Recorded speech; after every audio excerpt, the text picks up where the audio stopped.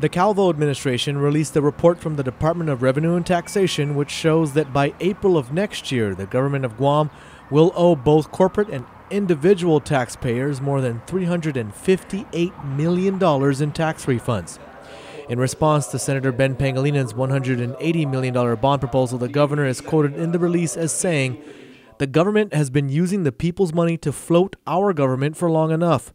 My administration provided a sound strategy to make good on what we owe our people. Senator Pangalinan's bond proposal gives us only a 10-foot ladder to climb the 20-foot wall in front of us." End quote.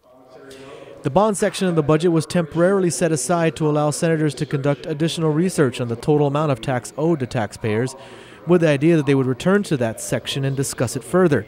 Now that the governor has released the numbers from Rev and Tax, some Republican senators may introduce an amendment to Senator Pangalinan's bond.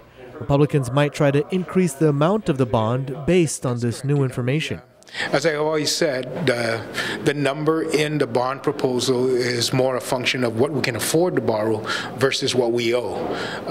And so that's going to be what we would need to consider if we're to change that number is, can we afford to pay it? In his release today, the governor said, quote, "Thousands of our hardworking, tax-paying citizens and hundreds more small businesses continue to be shortchanged their own money by a government that continuously fails to live up to its obligations to the people."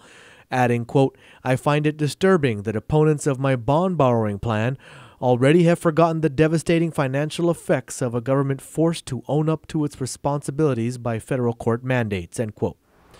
Senator Pangilinan says it's not only about whether or not GovGuam can afford to make payments on the bond, but also about whether or not GovGuam can afford to raise the debt ceiling. Secondly, can we afford to borrow it within the 90% debt ceiling limit? Because I know that the members of the body are not very enthusiastic or supportive of taking us up to the max limitation by increasing the debt limit.